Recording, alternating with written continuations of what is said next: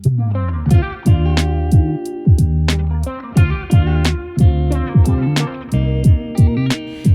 and welcome back to the Nourish with Purpose podcast. It's Bailey and I hope you're having a great Thursday or whenever you're listening to today's episode. Today's episode is going to be one where I'm going to do a long catch up in the beginning and then we're going to dive into how to be a doer. So hopefully this is something that either pushes you, encourages you, or is maybe just the voice of reason that I wish I would have had many times when it comes to doing various jobs or schooling or certifications, all the things that I've done, just because I would say I'm more of a doer rather than just somebody that talks about doing something. And so it is hard for me to kind of sit on an idea and not do it as soon as I possibly can. So I'm going to dive into that today because it's almost a conversation I kind of need right now. And it came to mind today. I'll explain why this conversation and really this idea came to mind today as I was thinking about what I was going to talk to you about. But before we get into that, really quick, if you have not left a rating or 5-star review on either Spotify, Apple Podcast, please go ahead and do so at some time. That'd be the most perfect Christmas gift for me. If you've been listening for a long time but haven't given feedback, I would love to just hear what you're liking about the podcast, and that just helps me continue to want to show up and do this every week.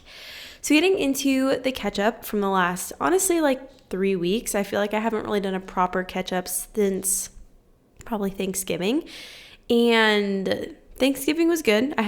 We had 3 Thanksgivings, ate really good food, spent time with family, which was great. Another highlight is around this time is that our bathroom was getting renovated, and it was about a month and a half long process, and it's still not done. But that was kind of the highlight for me. Actually, this last week, so on Tuesday, we were finally able to take a shower in our shower, and we've been waiting a very, very long time to do that. It feels like we inquired about, I've said this multiple times, getting our bathroom renovated a year ago, and we just have it completed now. So we haven't worked on it for a year, but just getting people here to do the work is what we needed, and it was a long time coming. It's very nice to have a bathroom that is mold-free. That was the biggest piece. Mold-free bathroom. Our previous bathroom had black mold in where the window is, and I've talked a lot on the podcast too about how you can't always control your situation or your circumstances, but you can control how you respond to it. So supporting your body regardless of what's happening around you, and that is really what I tried to do. But I do feel like that was really impacting my health, especially during pregnancy, just when your immune system is already compromised, as they say. I got so many rashes. I kind of felt like my brain was foggy. And again, that could be pregnancy symptoms. I do feel like they carried into postpartum, and now I do feel better. And I have, just because they tore everything out for probably about 40-ish plus days ago. So it's been enough time for me to actually notice a difference, and I would say that I do. And just having a clean space, a clean bathroom. We still need to paint.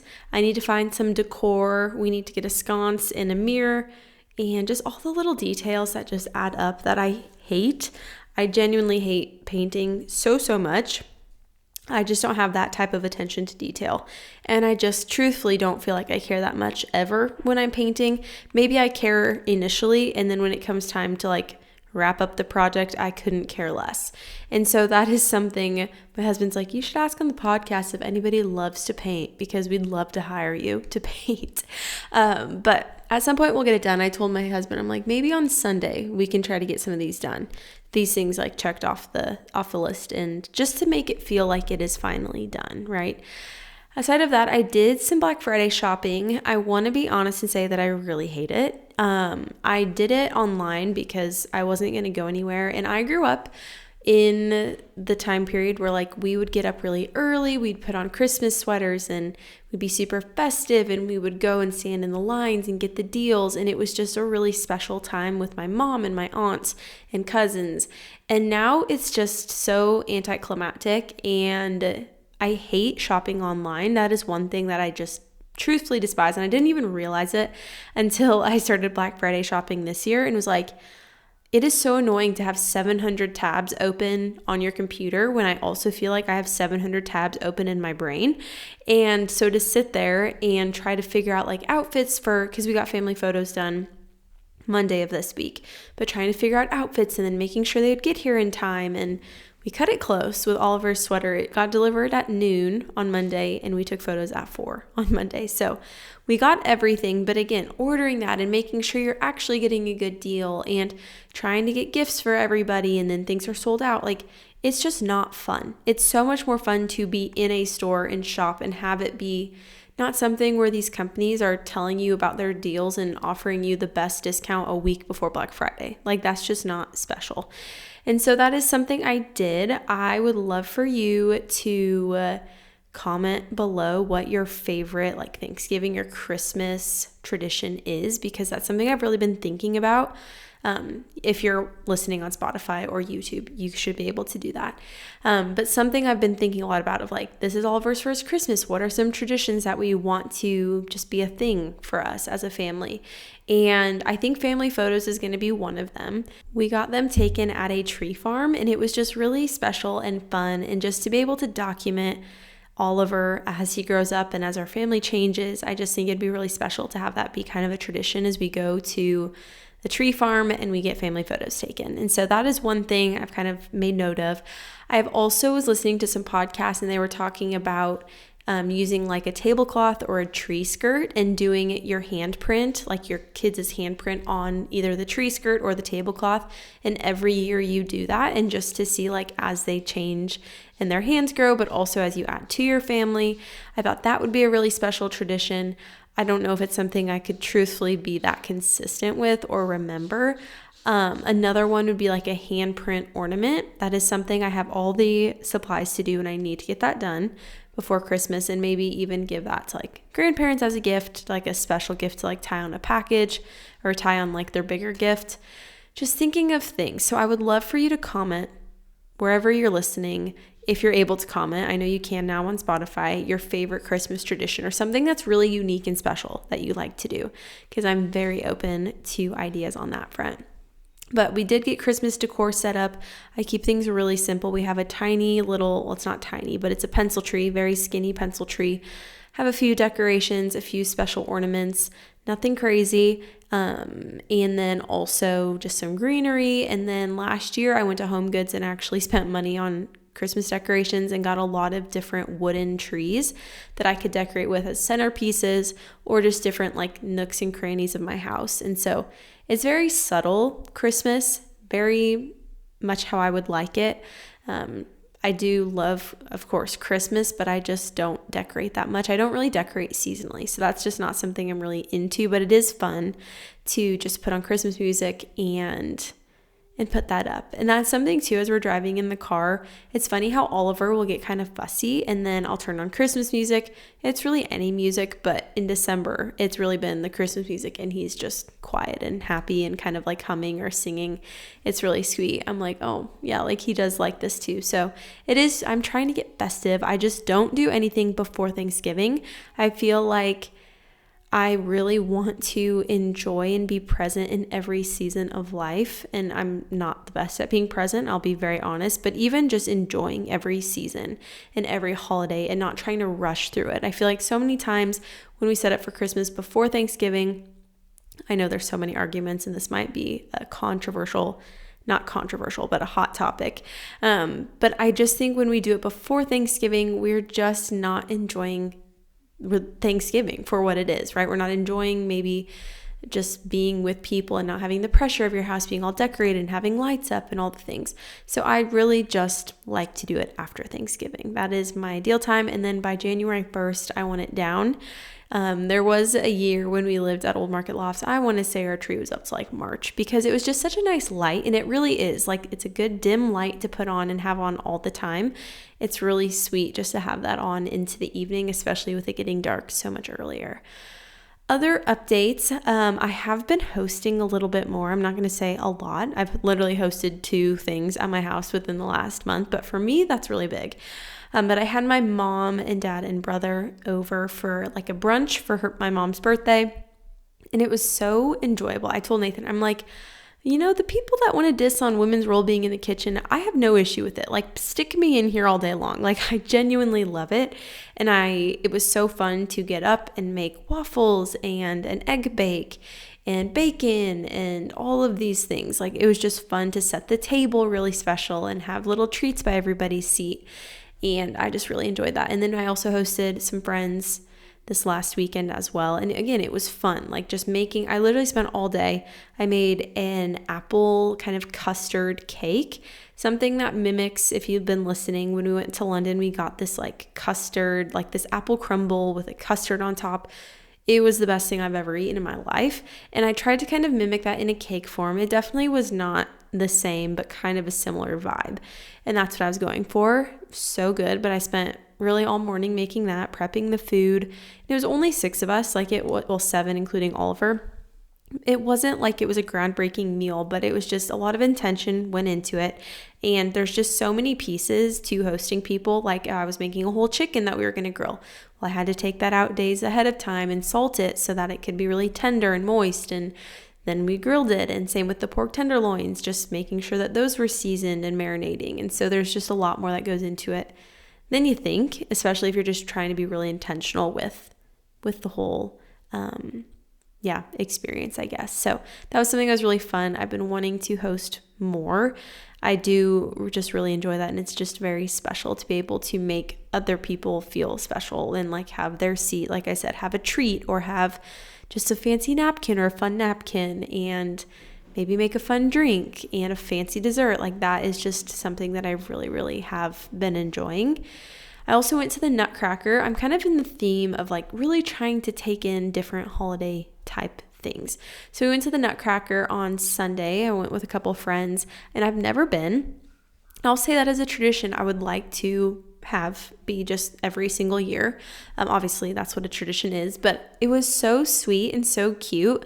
And we went to the one in Omaha at the Orpheum. And if you've ever been to the Orpheum, the experience in itself of being there is just so special.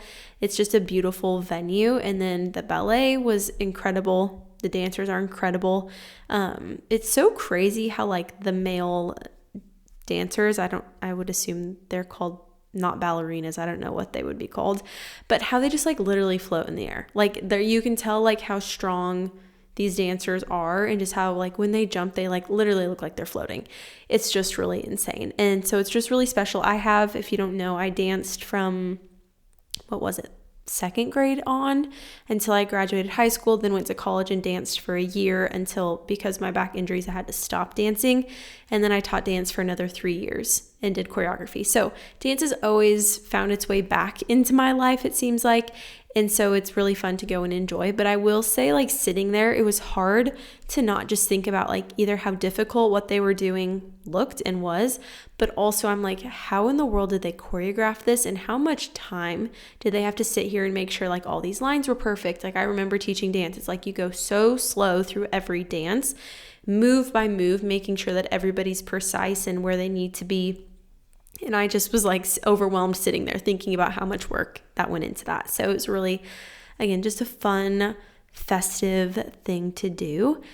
And I guess that's really the end of, I don't know where I was going with that. That's kind of the end of my catch up, other than I also had a haircut on Monday, and I was talking to my hair stylist about this. And this is very unrelated to me even getting my hair done, but it's this kind of narrative that like we need to be so gentle with ourselves and we shouldn't, do hard things because our body's recovering. And this is more so me thinking about being postpartum right now. I'm almost 9 months postpartum. And I'm like, I'm so sick of like having to dance around like actually being disciplined, where it's like, well, everybody needs to have grace with themselves. And I've talked about this before, right? Like, I get it and I understand it. And when I'm working with other people and when I'm working with clients, I'm not some hard butt that is just rude to them or tells them they need to do things regardless of how they feel. It's not my approach, but it's my approach with myself.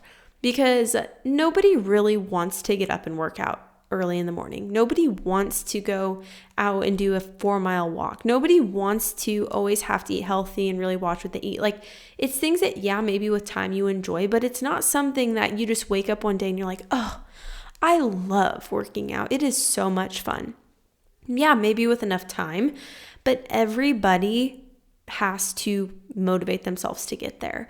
And that's just kind of where I'm at with myself of I snooze the alarm a lot in the morning. I always get a workout in. I always walk. I always, I do the things. I don't need to tell you what I do because I talk about that piece enough too.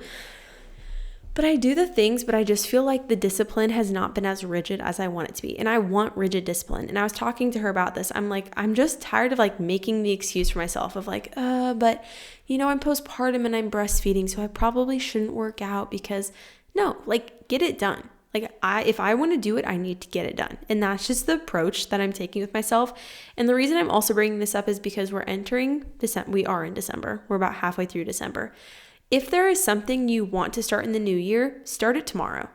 Okay, that is the best advice that I can give you because waiting till the new year is such a poopy excuse because you're going to do it probably for a week and then fall off the wagon and then be like, what is this even worth? Why am I doing this?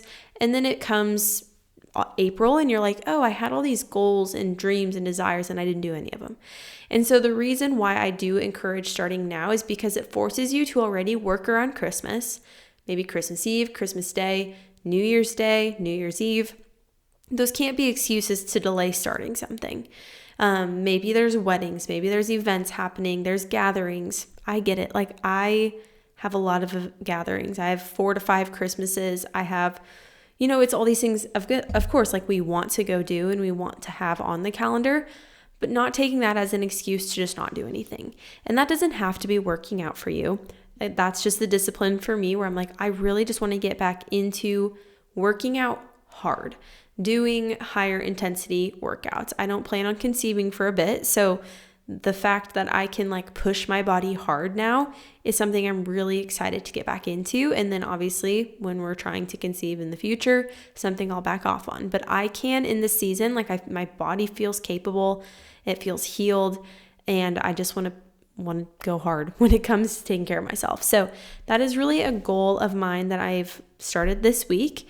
It's something, again, just that rigidness is starting this week. Not that I haven't been consistent, just being more rigid with it, being more structured with it. I think structured is a better word. I was talking to a client about that too. I was saying rigid a lot and I'm like, I just don't like that word. She's like, structured. I'm like, yeah, you're right. Like that is a better word to use in this context. But start tomorrow. Seriously, like there could be a bazillion excuses you can make for yourself that I can make for myself. But if you want to do something, make it happen tomorrow. And with that, will you be perfect? Maybe not. But you're already getting through the hardest time of the year, in my opinion.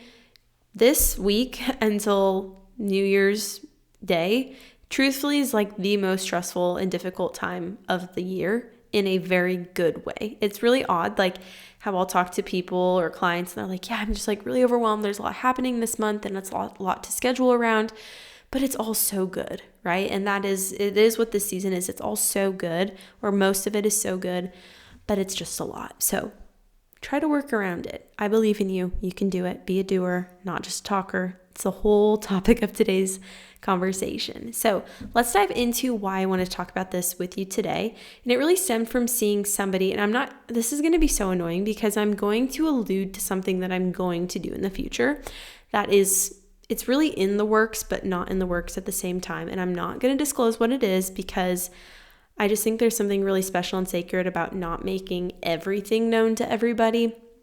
But there's something that I'm really wanting to do. And some people might know, I've talked to a handful of people about this, and I saw somebody actually just announce that they are doing this. Somebody that's not necessarily in like my personal circle, but somebody in the same state that I am. And when I saw that, it was like this immediate like, why didn't I just do it? Like, why have I just been dragging my feet? Why have I? And then I was thinking about it more and I'm like, but I have taken so much time to think this through. And I have so much intention behind what I want and will do. And so that's where I will say being a doer is a wonderful thing, but it's gotten me into a lot of not great circumstances, or I've wasted a lot of money because I wanted to be a doer. Right when I got the idea, I took action. And this is one of those instances where like I see somebody else do it, a part of me kind of dies and is like, is it even going to be something that is needed when it comes time for me to do it? And I'm really just trying to trust the timing that that I have for this, that God has for this. I do believe it will happen. It could be a year. It could be less than a year. It could be a year and a half. And I know it's really annoying for me to not tell you exactly what I'm talking about, but you will see. And if you follow me on Instagram, maybe you know a piece of me that is just my biggest passion. Well, not my biggest passion, but one of my passions. And something around that is what I want to do. Anyway, so I wanted to talk to you today about that because you will see people that are doers. You will see people that take their time and think things through and I'll say that's not me instinctually. And so I wanted to kind of explain where I have been and the things and the business ideas I've had. And when I did take immediate action, what happened as a result, okay? And then I'm also going to give you some takeaways if you are a doer, but you're like, oh yeah, that's me. I've gotten into a few pickles because I just did without really properly thinking. I'm going to talk you through what I have had to talk myself through over the last literally 3 years that I've wanted to pursue something but haven't, and where I'm at with that. Okay, so the first piece of this is back in 2021. I will tell you I was really going through it. If you've listened to episode 1 of the podcast, my full story, that was just kind of a hard time for me, 2020 to 2021. Things were going incredible. Things outside of my own brain, not going bad. My own brain, not doing so hot. So with that, I actually bought this trailer. And keep in mind, we lived in an apartment building in a city in Omaha, in Nebraska. So we lived in a city in an apartment downtown. There was no place for me to buy and store a trailer, but I bought a trailer, not just like a trailer that you carry things on, but like a camper type of trailer. And I just decided one day that I was going to open something. It was going to be like an oatmeal food truck. At this time, I was really big into the overnight oats, and I'm like, there is no healthy alternatives when you go to a food truck. I'm going to be that. And so I bought it. I got on Facebook Marketplace and was like, yep, that's within what price range? I don't know. I'm not even going to say because my dad still doesn't know how much I spent on this trailer, which he was trying to be the voice of reason at that season of time or that season of life. But so I drive there to get this trailer.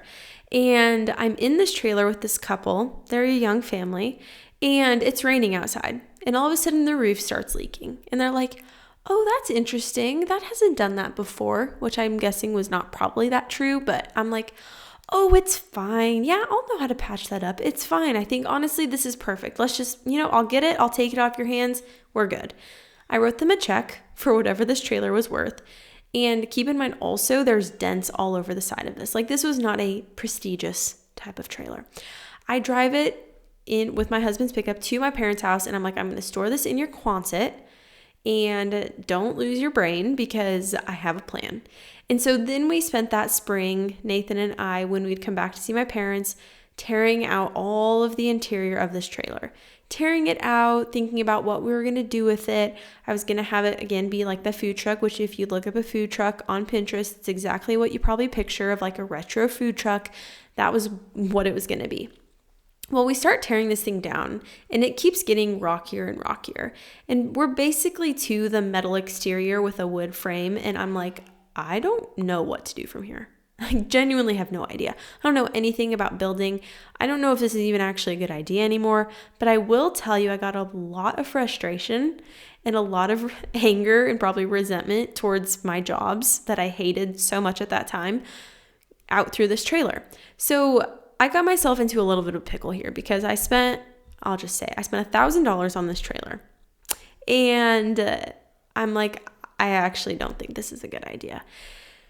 And luckily, the people in my life didn't make me feel silly or stupid. We can joke about it now, but my husband was really like, I knew you were going through it, and I knew you needed to just do what you needed to do. And so that's what I did.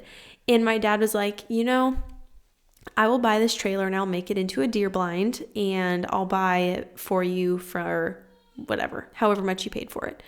So then that's why, again, I didn't really disclose the price because he was never going to pay $1,000 for this trailer. So I gave him a price. He's like, yep, that works. I'll take it off your hands. But he's like, I can't bail you out of every mistake you make. And that was kind of a lesson. I was like, you're right. Like, I can't just continue to invest and spend all of this money without a legit plan, right? Like, I had a plan, but I didn't have a plan. So that happened, and then about a year and a half went by, and I was talking to a friend, and she had another friend who was really wanting to start like a coffee business, like an on-the-go coffee business. And I'm like, I'm so into this. Let's do it. Let's plan it. And with a lot of conversations, all of us kind of moved around, and we were just at different stages of life, and it didn't pan out. We talked about it for probably like 6-ish months, 4 to 6 months. I really thought it was going to happen. It didn't happen. It was another season where I'm like, you know what? It's not meant to be. It's fine. We will take our time, and whatever down the road I maybe want to create or do, I'm going to just really think about it and be smart with it. So right now I've just been sitting in this waiting period because truthfully, I don't think financially it makes sense, and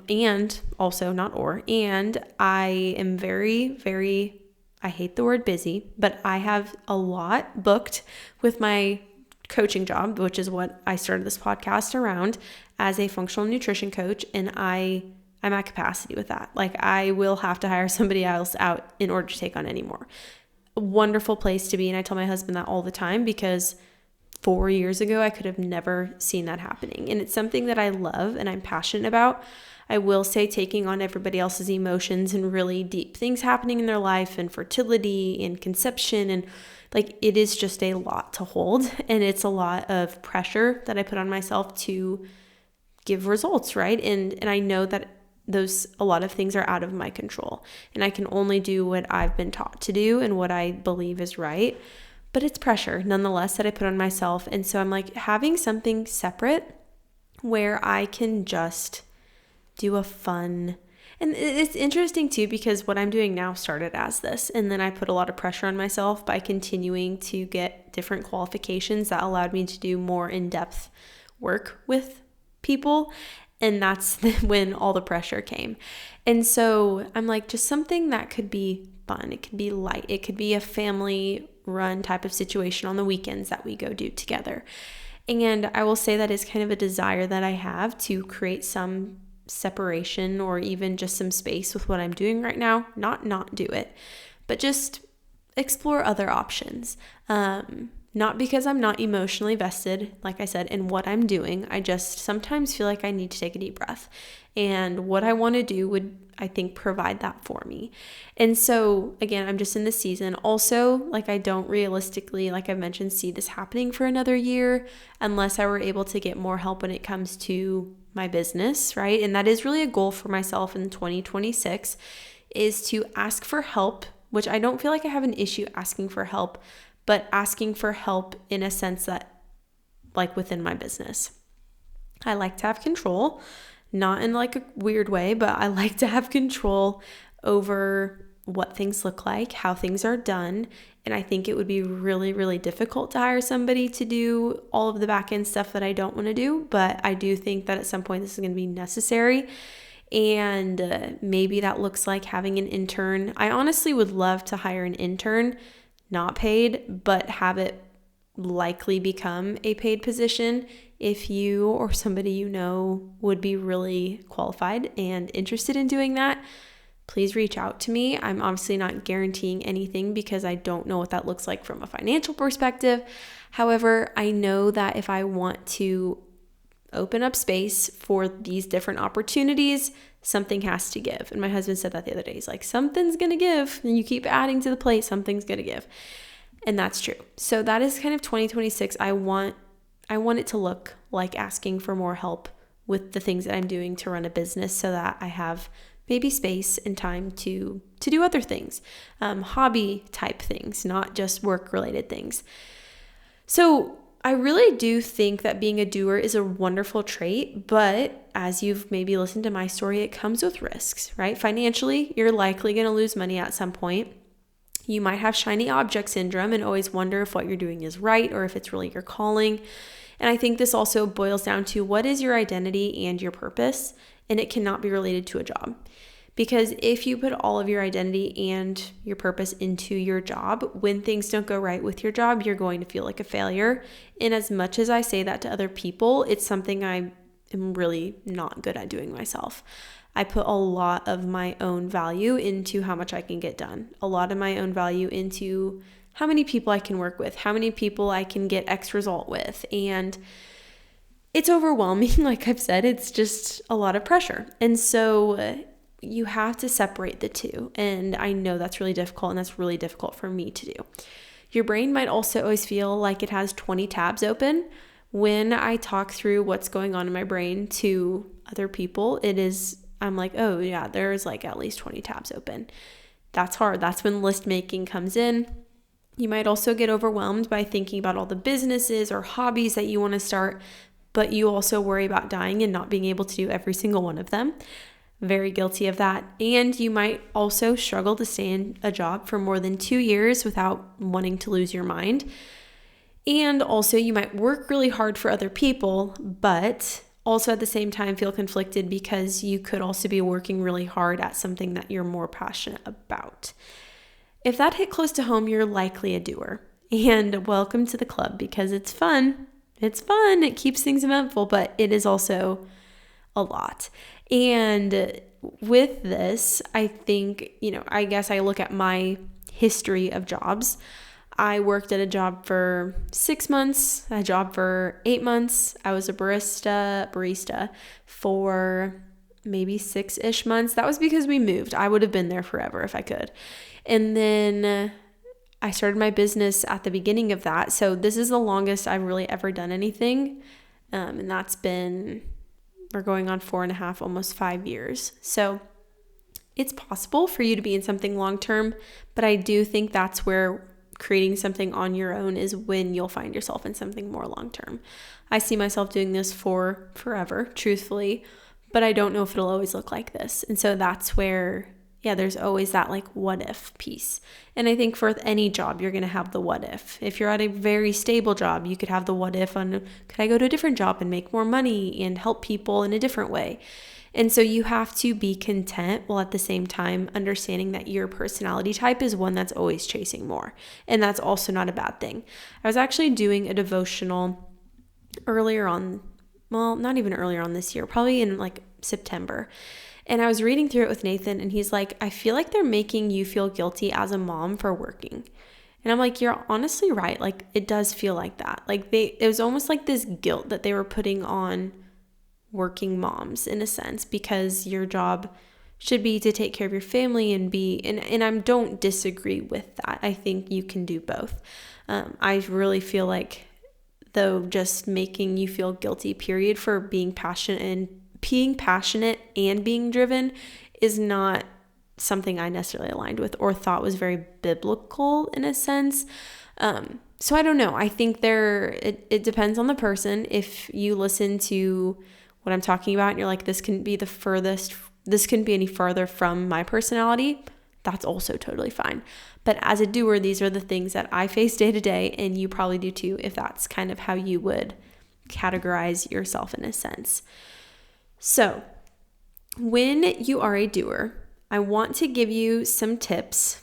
In hindsight, this is from hindsight. I don't know everything, obviously. I've only been here 26 years, but I do think that I have gained a lot of insight from things that I've tried and failed at. So the first one being, have somebody that is the voice of reason. Up until I got married, this was my dad. He was the one that's like, okay, I told him I wanted to be a hairdresser, hairstylist. He's like, oh, do you really want to be on your feet all day with your back? And at the time, I'm like, now I'm kind of like, honestly, that would have been a wonderful profession. But at the time, like, he did have some good points.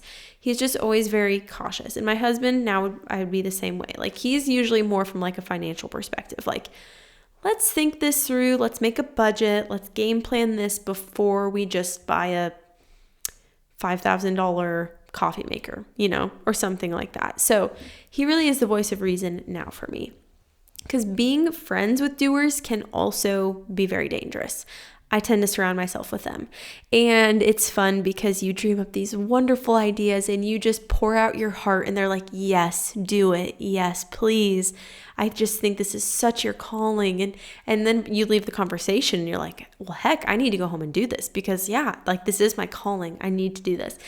And so, that's the type of friends I surround myself with, probably because I like to dream and I like to just be able to talk and have somebody be like, oh, for sure, you need to do that. So that reassurance is nice, but it's dangerous. The second piece of this is creating a very detailed cost analysis so you know what you'll have to invest in now or in the future. Very, very big. I personally am in the search for grants because I know there are also really big, good grants for women in Nebraska wanting to start a business. And so just make sure you know how much everything is going to cost. At least think and brainstorm all of the potential expenses you'll have either initially, like startup cost, or what you'll have month to month when you actually create what it is you're wanting to do. I will say working online, if you're like, oh, I want to be a functional nutrition coach or a health coach or, work online, that is very high. I would say higher startup cost, low month to month. Most things that are brick and mortar or food trucks, I know we were talking about that is going to be a higher, I would say pretty high upfront cost, but then month to month the expenses are going to be also much higher. So knowing how much you're going to have to invest depending on what you're doing is really important. Next, ask people doing what you want to do, what it took to get there. I don't think there's anything wrong with getting on a phone call with somebody that's doing what you want to do and asking, what did it look like to get to this point? I do that a lot with girls that want to do maybe even what I'm doing. I love to get on calls and just share like what it took, because it's not all as it's cracked up to be sometimes, or it's not all as what it looks maybe on social media. There's so much more that goes into all of these things. Next, already create connections and share what you're doing and working on with other people. So as I'm thinking about this project and this endeavor that I want to pursue, I'm already thinking about the connections I have that could be potential opportunities for me to utilize that connection, right? Mutually utilize that connection, not just reaching out to people because you want to use them in the future, but because you believe there is mutual value there. And I think we've all maybe have like felt that too, where somebody reaches out to us because they want something from us and it's just not a good feeling. So make sure when you reach out to somebody, it is always a mutual, something that you can both mutually benefit within. Also, this is going to open up a market for you. If you want to start a food truck, it's going to open up a market for you to get in contact with an event planner and somebody that is in charge of the chamber within any city that you're in, because they have connections of people who organize farmers markets, who organize little small pop-up events throughout the year. So this is going to open up a market for you when you are transparent in telling people what you do, but always be careful with, I guess, who you tell as well. You don't want to tell somebody, which is why I'm not sharing this with you, not because I don't love you, but because I don't want somebody to take my idea, run with it before I even get to accomplish it, So make sure you're telling the right people, but the right people will want to support you. Next, make connections. This kind of ties off of that. Really, really big one. I really pride myself on supporting people who are wanting to grow something that they're pursuing. I'm not saying I'm perfect at it, but I really try to either financially invest or tell them about another opportunity or connect them with somebody that could provide a space for them to sell their product. Or again, I really try to be that for other people. And there are some days, I was talking to Nate about this, some days I'm like, when is my break gonna come? Like, when am I going to feel like how much I've poured into other people will eventually come back to me? And I think that's also was stemming from a place of like, wah, feeling sorry for myself. But this has happened. Like, if I look at it, this has happened within the last couple of months. People have poured into me in a way that I felt like I've poured into other people. And it's really special when that happens. And if you don't feel like that piece has happened, continue to pour in other people. Because there will be times where you're, again, feeling sorry for yourself. And you're like, why is nobody else pouring into me? I'm doing all this for everybody else. You're not obligated to help anybody else. It should come from a place of genuinely wanting to support them, but also eventually things will come back. Next, scope out the current market for whatever it is you're wanting to do. Is there anyone doing what you're wanting to do? Big question, because if there's not a market for it, or there's not a market for it in the city or state that you're in, probably not the smartest idea that you pursue it in the city or state that you're in. Or identify how you can set yourself apart. How can you make what you're offering different than what the person doing it is offering? There's likely ways you can. So don't look at what they're doing and try to copy and paste that, because it will never feel original. It will never feel like you. Similar situation, like I'm telling very undetailed, but this person is doing something that I've wanted to do, but looking at what they've done, it looks nothing like what I've brainstormed. And I look at what they're doing, I'm like, oh, but it's really pretty and it's something that could be set up anywhere. But then when I think about it, I'm like, no, I've already created a concept. I've created an idea, and I think it's really clever, and I think it's really smart to pat myself on the back. And that is what I need to do. I don't need to copy and paste what they're doing because it's not original then. And it really does look like you copy and pasted, and nobody's really ever feel special when you copy and paste their work. They usually feel frustrated. So be original, be creative, use your own brain to come up with thoughts and processes. Next, analyze if this would fit into your current schedule, not after you've quit a job, not after you have another kid or have different help, but when would this fit in now? The reason why I think looking at it is because it makes you be much more realistic with yourself of like, oh yeah, I only have maybe realistically one extra hour that I could fit this in. That's not going to ever be possible at this pace of life, speed of life, stage of life to do that, which is why I'm giving my dream time to breathe, time to work out how it's meant to work out, right? And I think that's just responsible, but I would have jumped into this 3 years ago, truthfully, if I could. But now looking back, I'm glad that I haven't. And lastly, don't also let the voice of reason be the reason you don't pursue something. So having a voice of reason is great. Having somebody that can ground you is really great, but don't let them rain on your parade. Don't let them dampen the excitement you have for something. If it feels right to do this and you feel like you can responsibly achieve this and accomplish this without stressing yourself out, without having to get a bunch of loans at the bank and not ever being able to pay them back, if you can do this realistically and make this work, do it. Okay, that is where it comes in. So there's so much that obviously there is to think about, but that is really where I would recommend starting, and how you can, if you want to be a doer, not just somebody that talks about things, maybe how you can do a little bit more of that, right? Do what you say you're going to do. And I don't think this always has to be a huge grand gesture. This could look like being somebody that says, hey, it was really nice getting coffee with you. Let's do this every month. And don't just say, oh, let's do this every month and then not make the connection every month, but put it on your calendar. Let's go ahead and put it on the calendar. What's every second Wednesday of every month look like for you?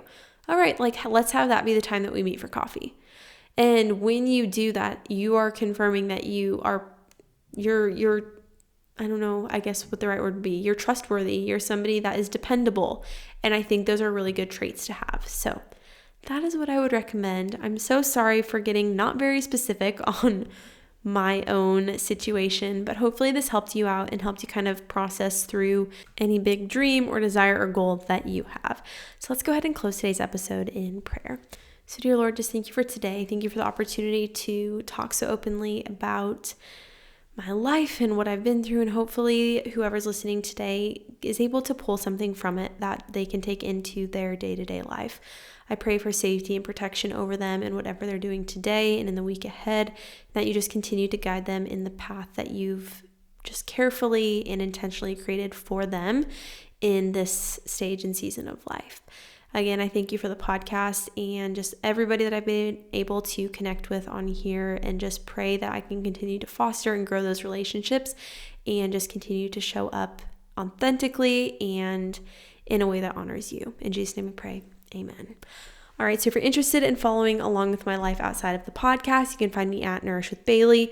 You can listen to the podcast on YouTube as well. I'm trying to get more active on posting videos over there, but anytime I sit down to edit a video, it just doesn't feel like the best use of my time. So I'm trying to figure that out. But nonetheless, you can also listen to the podcast on YouTube.